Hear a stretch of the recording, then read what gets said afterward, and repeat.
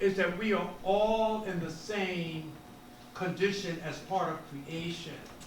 And this poem to me is talking about the groaning and the cries of createdness for deliverance.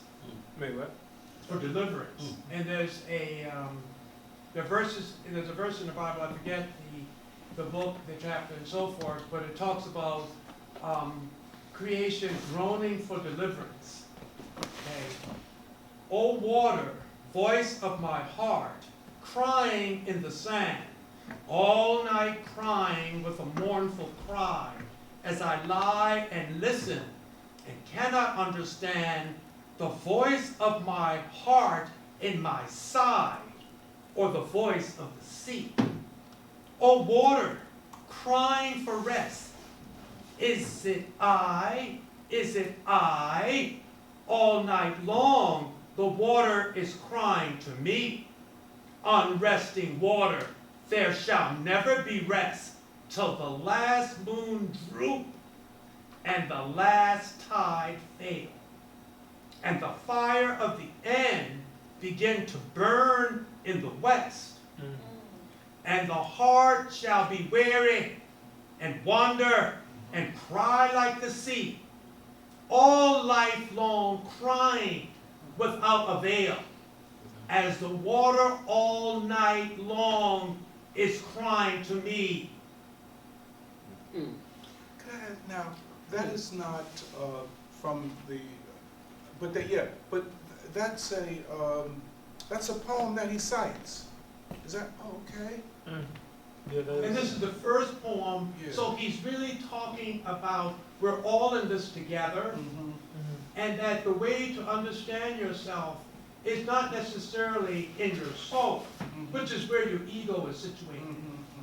The spiritual part of you transcends that, and it approaches though it does not need. The image of God. Spirituality aims to bring the image and the likeness of God, which most traditions say either you have it originally or you can acquire it. There's this merger of this marriage of soul and spirit. But the image and the likeness are not really together.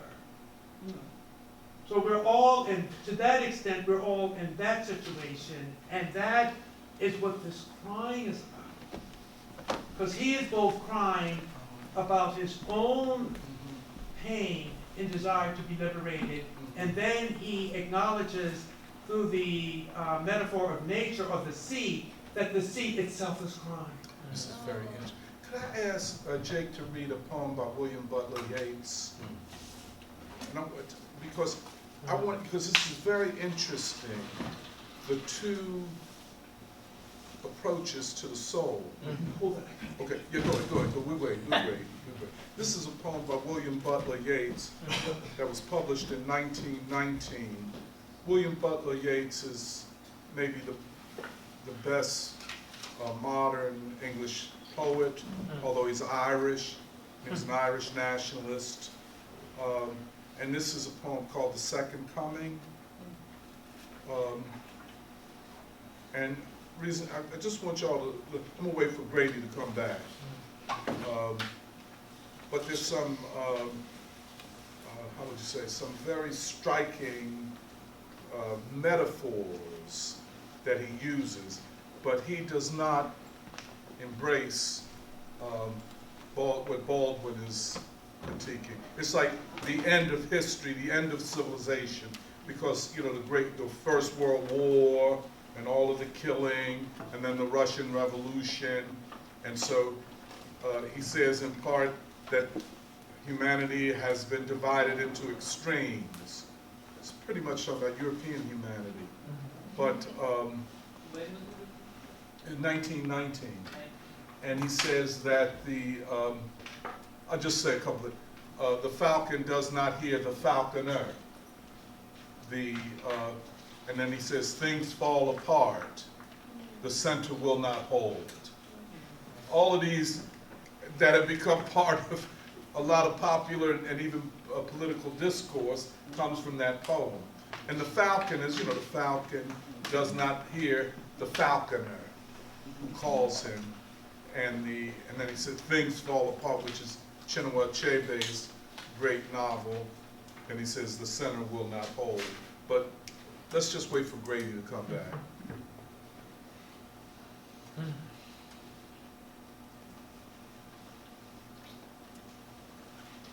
Would you say the poem is something of like a lament? Yes, it is. I mean, it is the pessimism of European civilization. And this is why this urge for a strong man to come along, be he president or the strong man who will take on the world in the name of Western civilization. I will defend America, which is the last great hope of humanity. You gotta be delusional to believe that. A lot of people do. Oh my God! Okay, go ahead, Jake. Take your time with this.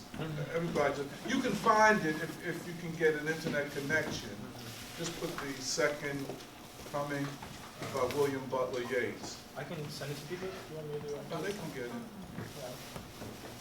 All right, go ahead. Turning and turning in the widening gyre. Gaia's spiral.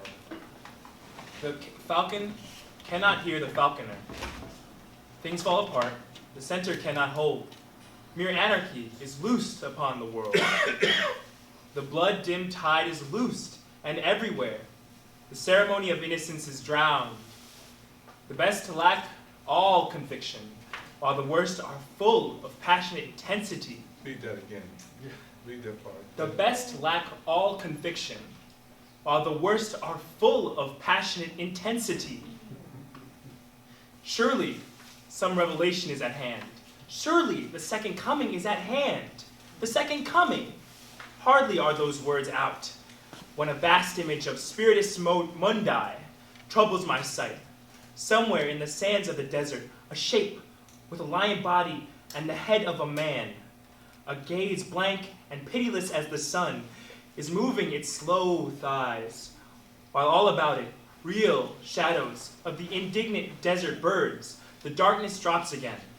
And now I know that 20 centuries of stony sleep were vexed to nightmare by a rocking cradle. And what rough beast, its hour come around at last, slouches toward Bethlehem to be born. Now, it is, heavily rooted in European pessimism. And the best he can hope for is the second coming of their Savior, Jesus Christ, which I guess he knows will not come. In fact, I think he was an atheist, William Butler Yeats. But, this comes about 16 years after the publication of The Souls of Black Folk. Maybe somebody else would say something about this poem. And the reason is that, see, this idea where humanity, or the political situation, let's put it that way, has been divided into extremes, and the center will not hold. Will not hold. And we see that today, the collapse of the center. In fact, the public intellectual Arthur Schlesinger used to talk about the vital center, that what keeps the American politics together, the American nation together, is that compromises can be made. And the point of the compromise, or the moment of the compromise, is the vital center. The vital center, vital meaning living, the living center. The real life is not on the extremes, but it is at the center, the point of compromise. But in a crisis of this magnitude, the center will not hold. Things fall apart, and of course, you don't get that in Baldwin. You're very right about that. With all of the critique, there's still the possibility and hope of renewal and freedom. But with William Butler Yeats, it is not possible. Because Baldwin and Du Bois, we embody it. We are its embodiment. The first human science that's established is a black woman in Africa. That's Eve. So whatever came down and was materialized on this earth passed first through us. There's no question about that. And what Jake was saying about the manifest destiny, which is quintessentially moral, it is. Yeah. But we can carry it forward, what my sister Zakia was saying. And I thank you. Thank you. Say more. I'm calling you out. Well, you know, only as it comes and I feel relevant and pertinent and I add stuff. But, you know, most of the times I'm just trying to be a listener to learn. I just wanted more, excuse me. So, folks, go ahead. The line when I was reading it that kind of really struck me was the ceremony of innocence is drowned, right? And innocence is usually connected to like the child, or remember, and Du Bois says it's the image of the woman holding the child, and then we connect it to what Du Bois deeply and spiritually writes is the immortal child, and so connecting all of that kind of together, and the ceremony of innocence is lost. Even the ceremony, like maybe the birth of innocence.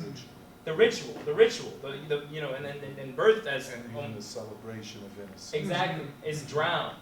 I think that it was just really striking. Well, we see that today in American society. You know, the sexualization of children, treating them like they're adults, and adults acting like children. Right. You know, so yeah, he I think he taps into or describes very well a moment of civilizational crisis. I think. But yeah, okay, folks. I mean, it's been all. Oh, yeah, go ahead.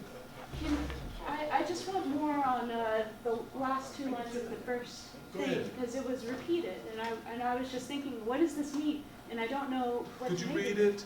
Yeah. The best lack all conviction, while the worst are full of passionate intensity. I was thinking about like MLK's, concept of the absence of neutral time, or like the absence of like this idea of time bringing progress. I And think that that's time Baldwin. that was Baldwin? Mhm. Baldwin was saying that time is neutral. And it made me think of, that's been very crucial for me, because I was thinking like, unless you have some force going against the worst with that is full of passionate intensity, then things are just going to keep getting worse. And I just kind of like, it makes me think about like when I was a teenager, I remember when Obama was elected, and I thought, oh, everything's good now, and and I was like, I didn't know anything. So and I thought, oh, everything's going to just get better because this black man's in the White House, and I was generally ignorant, and I kind of just focused on my own thing and I wasn't really in touch with reality. I just kind of assumed that everything would just get better. And what woke me out of that was when Trump got elected, and I was like, wait a second, where are we going now? Who's in charge here? Like, who put this guy in the White House, or what's going on? I don't know. And this realization that it is the worst that have the passionate intensity kind of rang true to me, truer to me as time has gone on. And one of the things is that, like, I appreciate the free school a lot, because even though Yeats kind of paints this picture of the best having no conviction. I see this group as being the complete Absolutely. contradiction of that. And that's his pessimism, because he's not only talking about the Western elites, but he's talking about the Soviet Union and the communists as the worst, because it's always assumed that the best are the Western European intellectuals, and the worst are the revolutionaries or the rabble, you know. So I think, yeah, I don't think he's as neutral in his definition of the best and the worst, but it is still a very poignant wording. And you're right, I think it's so interesting, because he does hit on major truths. And in that phrase, although he's directing, it's just like George Orwell's 1984. People say, oh, this is a great defense of democracy against totalitarianism. But let's be real, he's talking about the Soviet Union. He's not really, and it's you know, he feigns towards Nazi Germany, but it no longer exists when he writes the book. So he's talking about the Soviet Union as the great threat to democracy, in the same way that Trump and the rest of them talk about Iran and Islam as the great threat to the Western democracy. They can always say, oh, we're defending democracy. Oh yeah, we're defending democracy. So let's go to war, kill them, you know, and all that type of thing. But this is deeply rooted in the political ideology of Western Europe after World War II, including Hannah Arendt and her theory of totalitarianism, and that the West is defined by its liberalism. And this is where the concept of liberalism, or the word liberalism, misdirects our thinking. Liberalism does not mean more freedom. And in bourgeois discourse, and most times when we say liberal, we mean more freedom. You know, the liberals are responsible for civil rights. Interesting, right? Not the people that fought for it. The liberals believe in all of those civil liberties. Well, but liberalism is a set of ideas and theories that go back to the beginning of the bourgeois democratic revolution in England. And so you can be a liberal and the worst colonist, even genocidal, and have been. And so, I mean, we've gotten in, and in this kind of misuse of language and misdirection is a part of the Cold War ideological apparatus that is underpinned by George Orwell's 1984, Hannah Arendt's totalitarianism, and then you throw in that, and here you go. This is, well, I know that Samir and Brandon won't find this offensive at all. This is where the plight of the Jews trumps all suffering. I don't know why y'all laugh. No, this is very important to the way this manufactured discourse is. And then, but you black people, y'all didn't have it that bad, did you? Now these are our friends. And so the liberal establishment, which is deeply insinuated in Zionism and other forms of colonialism. So you can be a racist, let's say by another name. You're not a white nationalist. But you're still, I mean, who is more white nationalist than the Israeli regime? So I just was trying to make all that clear. The concept that the Jews can do no wrong, that they are the victims of all wrong. Yes. And anti-Semitism is a genetic predisposition. Right. It's built biologically into all human beings. Now, if you say, oh, no, I didn't say that. But it is a historicizing of, first of all, European Jewry as all Jews. And so, but then it gets all confused in this, and so Hannah Arendt, Jewish, and even a Jew who was denounced by Israeli Zionists because she tried to give an objective reading of, what's his name, the guy that was on trial in Israel. Eichmann, of the Eichmann trial. But nonetheless, her theory of totalitarianism is that anything that is not Western liberalism, Western bourgeois, quote, democracy, is the enemy of freedom.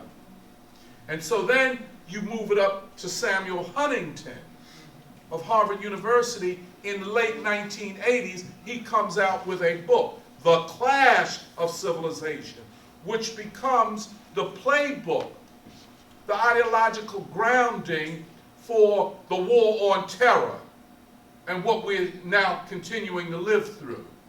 The clash of, one being retrograde and backward and anti-freedom, and the other being freedom. So in the clash of civilization, the West, the main center of colonialism and imperialism, genocide and the rest, slave trading, becomes suddenly the defenders of democracy and freedom. Mm-hmm. And the freedom fighters are the enemies of freedom. So just, yeah. Can I say one thing Oh, yes, about go the ahead. neutrality of time? That in Does Stagger Baldwin Lee- use the, I don't think he sees time as neutral. no, he doesn't say that. But what I was getting to in the Stagger Lee Wanderers, Yeah. he talks about the conversation between time and history. Absolutely. And then time judges history, history being that interpretation of what happens in time.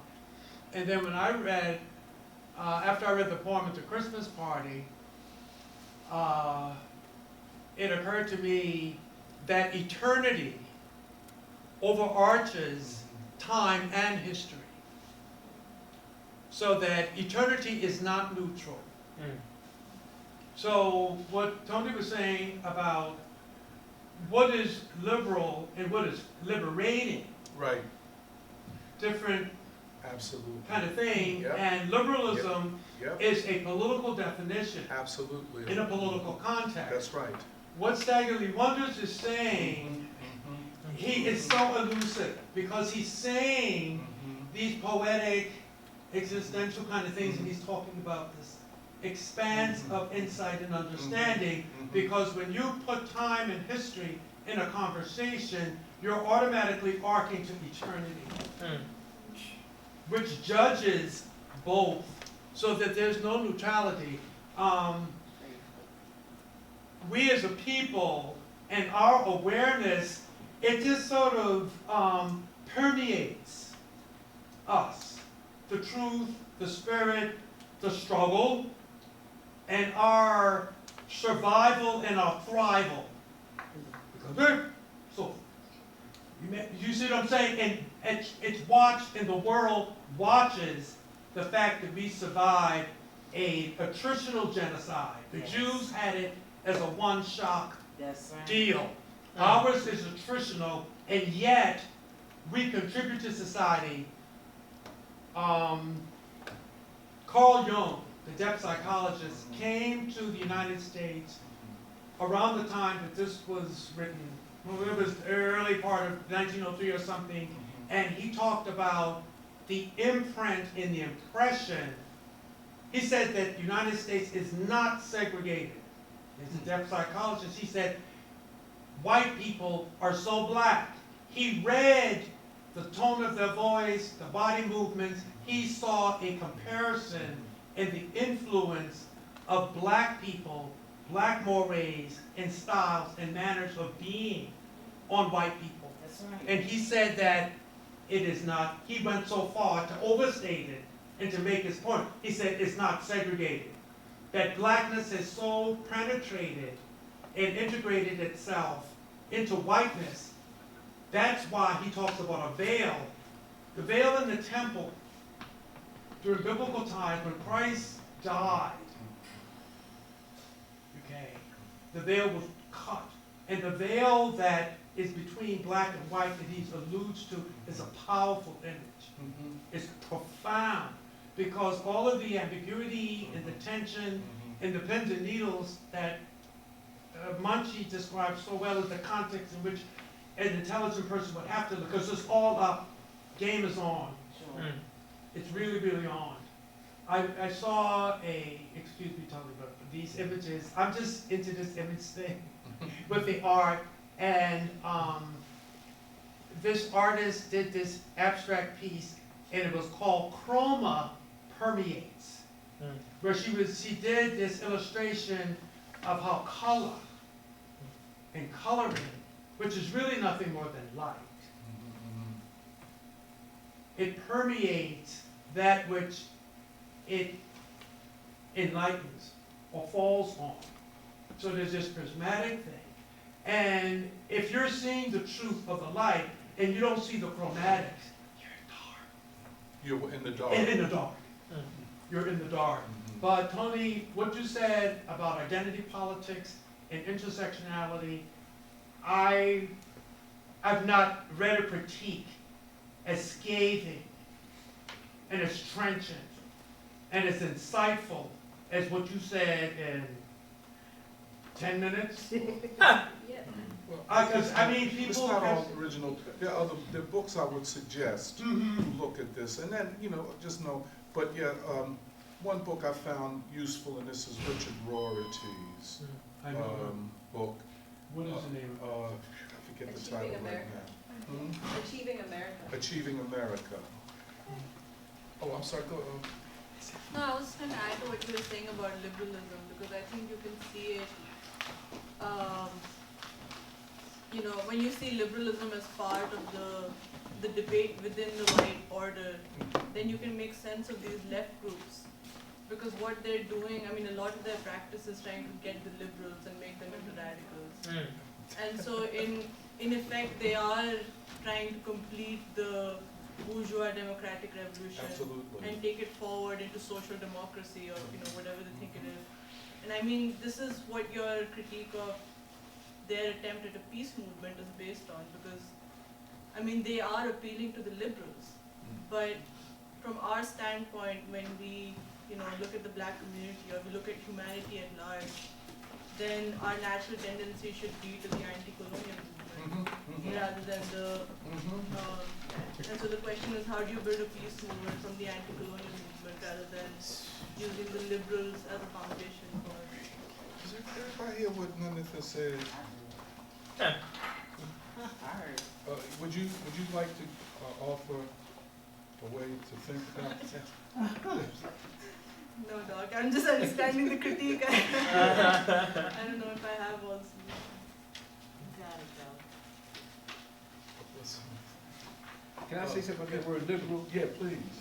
All my life, all my whole life, I like, people have always said this person's liberal, and I could never figure out where that came from.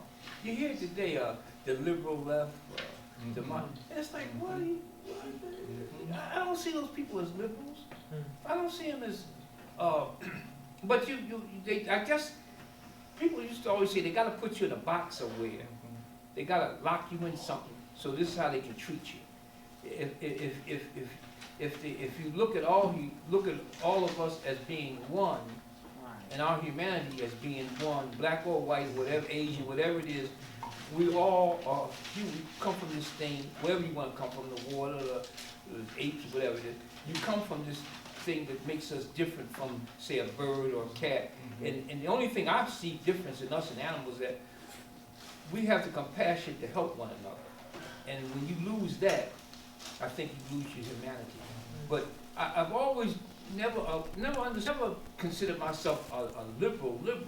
You know, but it's a white discourse. yeah, See, because my mother was could be considered a passive, right? A pacifist. Pacifist. She really was. She would have been Interesting. because her whole idea as I got grown, I was wondering where she got this from. But because her sister wasn't like that, her uncle Billy was a rumbler. I wanted to be like him. Yeah.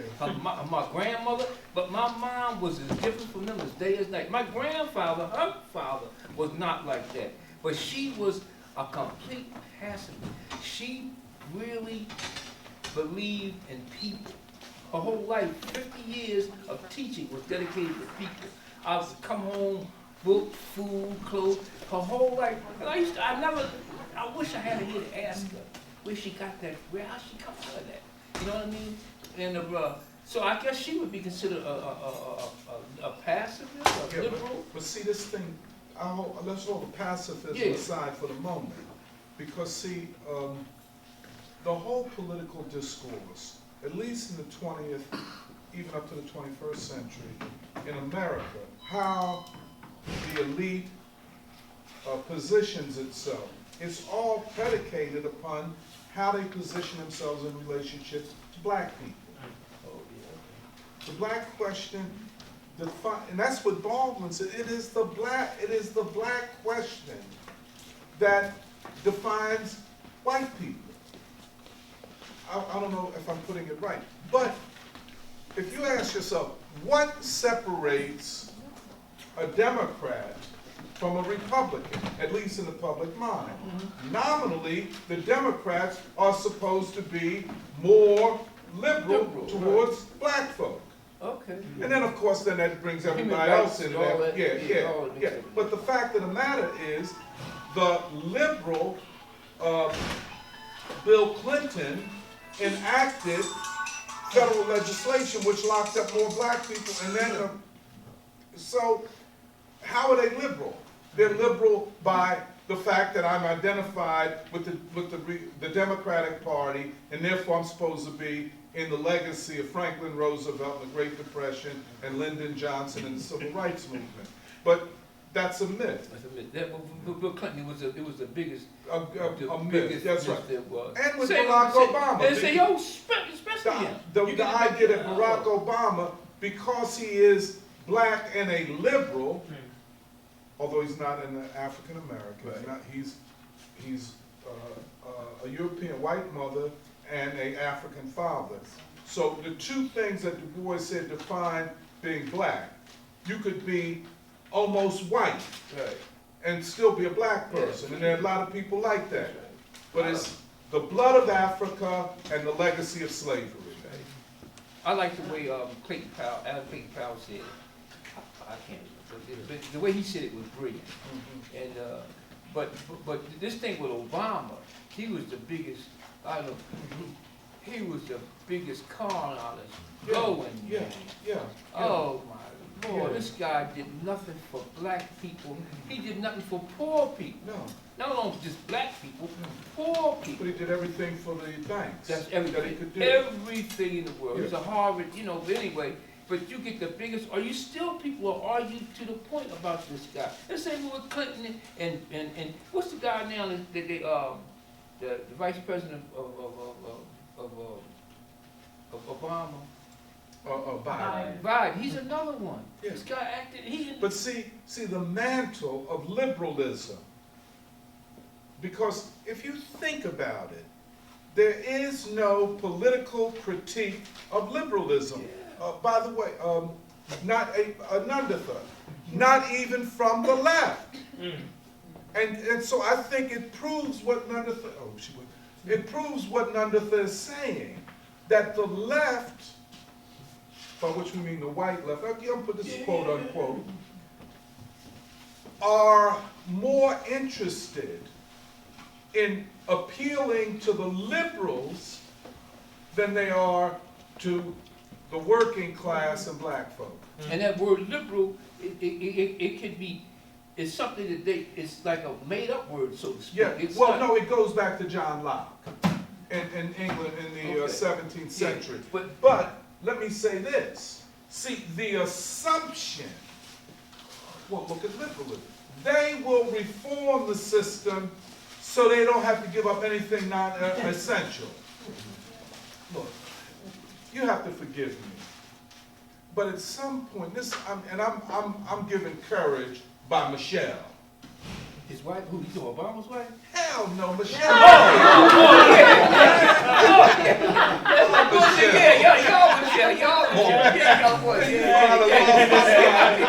I sold out. No, man. You talking my daughter, that's my name. Yeah. But see, if every quote oppression is the same, is equivalent, then nothing is central. And that's Du Bois. There is something, there is a truth, and Du Bois says this in so many different places, that I speak for 12 million Negroes who in fundamental ways explain America. Yeah. Explain America. I mean, that's so, but it has to be, and that's why Baldwin says, you know, the man said, how does it feel to be a black gay man? He said, I don't use that language. Why? Because I don't like the performance. Now, I don't think he was talking about feminine behavior. I think he was talking about a performance that upholds a system of white supremacy. And there's no way to get around. Oh, well, I don't talk about my friends, but you know, I always say I have grown up and know drag kings and drag queens, and they black. They black. And talk about I'm a drag king, but I'm an aunt, I'm a mother, I'm a drag queen, self-identified. But I got to protect my mother and my sisters. These are my friends, man. I'm saying, wow, this is so different. And Baldwin was so clear about that. Yeah, please. Yeah. That he was a black man, you know, and his responsibility was that, you know. Yeah, it's just, it was so organic. You know, so but it's so moral. simple, He but took so a moral stand. It would have been easy to adopt the prevailing liberal construal of sexuality, etc., etc., etc. Politically, it would be comfortable. But he said, I'm black. And this explains that Audre Lorde Baldwin debate, which she turned into a nasty confrontation. Oh, sad. I mean, am I exaggerating? No, I'm just thinking in terms of Baldwin and the timing. You know, when Goldstein in the interview talked about the gay, you know, identifying with the gay community, Baldwin had lived, you know, during his period, there wasn't that kind of community as it was being defined by White people. yeah, and Goldstein and the village and so forth. So it's like that's why I said it's kind of organic. It was just, this is how, you know, people dealt with it in the community. I mean, our own community, you know. And so it's like, that's who Baldwin was, and that's who he wasn't, you know, why would he change to Absolutely. to accommodate, A political, yeah. yeah, you know, Yes, and it's, this is what makes Baldwin live on. Because he was a principled person. He didn't just try to talk and say things to be popular, to be accepted, because at the end of his life, he's not accepted. He's not accepted, you know? like the Audre Lorde thing. I don't know if I'm sorry, Tony, I don't know that debate. Could Yeah. you snippet it for me a little bit? unless Yvonne wants to do it. I don't remember. I know. Audre Lorde, and it was published in Essence magazine, at least a part of it. Was Audre Lorde is associated with black feminism, even black radical feminism, and intersectionality, an early expression of it. And Audre Lorde had a conversation with Baldwin. And of course, Baldwin is older than her, and she is his junior. And she confronts Baldwin. I'm not exaggerating when I say that. She confronts him with this accusation. Listen to this. She said to him, literally, you cannot speak to my liberation as a black lesbian woman. You cannot speak to my liberation until you address your black brothers brutalizing and killing black women in the street. And the free school had to go through that debate too. We've been through a lot of shit, brother. So Baldwin comes back. Now he spoke weak. His voice was weak. It was in the 80s, so it might be his illness and such. But he said, but we can't blame all of them. And she can. Yes, we can. Wow. But that was a perfect answer. Oh, his Yeah, response. yeah, his response was the perfect answer. But then there's an essay that he wrote soon after. I forget the title of it now. But see, the thing that makes Baldwin not a part of present-day intersectionality politics, they don't talk. I mean, how do you not talk about Baldwin? But they don't. They don't celebrate. Everybody that was gay is celebrated these days. But Baldwin seems to be going down the ladder. They can't pigeonhole Baldwin outside of the struggle for black liberation. They cannot do it.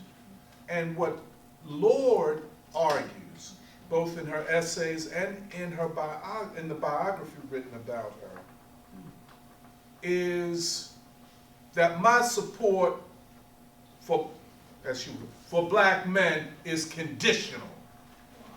That is why I have picked up, you can tell me if I'm wrong, y'all can tell, that among black radical feminists, self-identified, that's what I put quote unquote, is an idea that black men should suffer. They should be in jail because they have morally transgressed black women. And there is, in theory, a targeting and shaming of the most vulnerable of black men in a way that they would never do to any white man or woman. As though the function of black feminism is to hold black men accountable for all that they have done. This is all quotes. It has been a horrible night of,